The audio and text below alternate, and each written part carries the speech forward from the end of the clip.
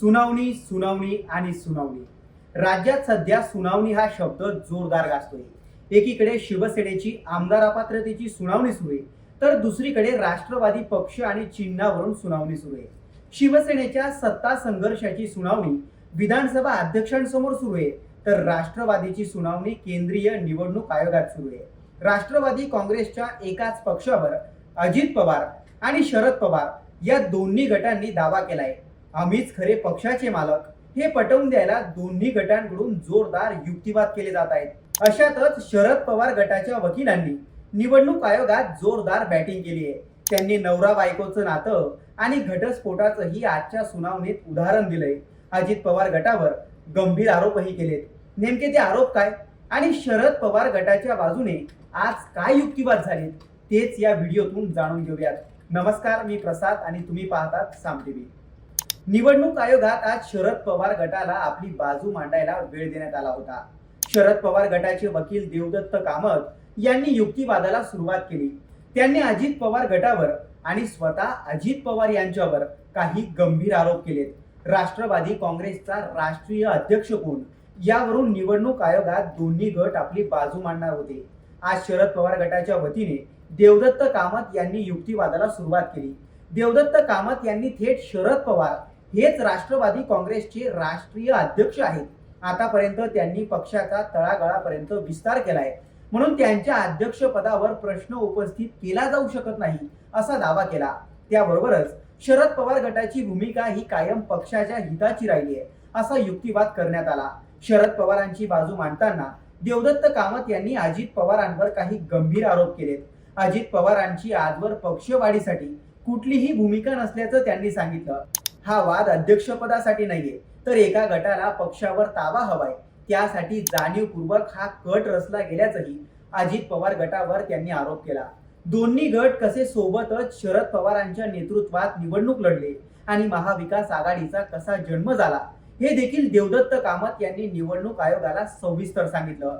यानंतर अजित पवार यांना राष्ट्रवादी काँग्रेस पक्षातील सर्व सत्ता हवी होती, म्हणून त्यांनी प्रफुल्ल पटेल यांच्याशी संपर्क साधला असाही आरोप त्यांनी अजित पवारांवर केला. देवदत्त कामत यांनी अजित पवारांबरोबर प्रफुल्ल पटेल यांच्यावरही निशाणा साधला. कामत म्हणाले की राष्ट्रवादी काँग्रेसचं दिल्लीत 18वं अधिवेशन पार पडलं. या अधिवेशनात शरद पवार यांची पक्षाचे राष्ट्रीय अध्यक्ष म्हणून निवड करण्यात आली आणि याचे प्रस्तावक खुद्द प्रफुल्ल पटेल होते.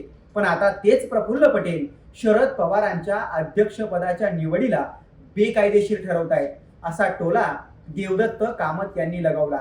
त्याचबरोबर ही सर्व प्रक्रिया निवडणूक अधिकारी म्हणून पितांबर मास्टर यांनी पार पाडली असल्याचंही देवदत्त कामत यांनी निवडणूक आयोगासमोर सांगितलं.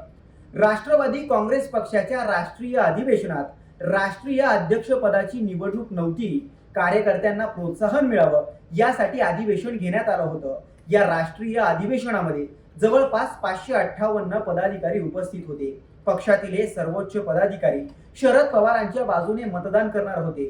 शरद पवार यांना देण्यात आलेले सर्व अधिकार या पदाधिकाऱ्यांना मान्य होते.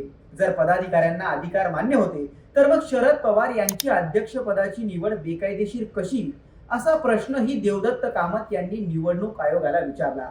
या अधिवेशनानंतर अजित पवार आणि प्रफुल्ल पटेल यांनी पत्रकार परिषदेचं आयोजन केलं होतं. या पत्रकार परिषदेत शरद पवार यांची राष्ट्रीय अध्यक्षपदी निवड करण्यात आल्याची त्यांनी माहिती देखील दिली होती.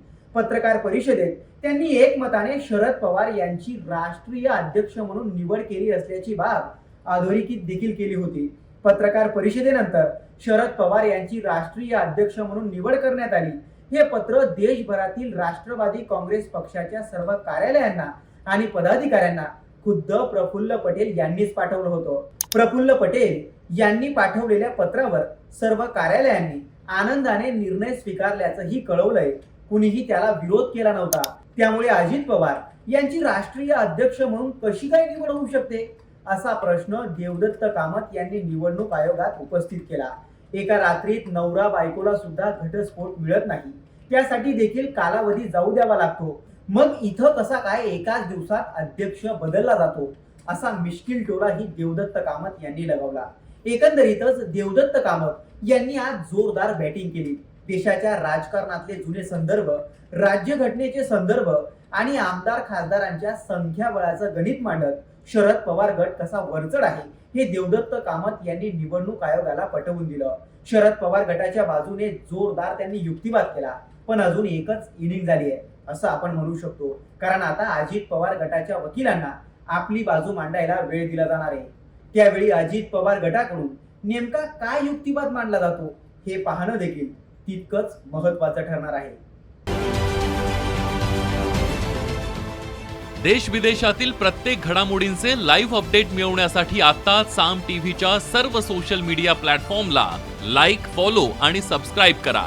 तसंच सर्व नोटिफिकेशनसाठी बेल आयकॉन प्रेस करायला विसरू नका.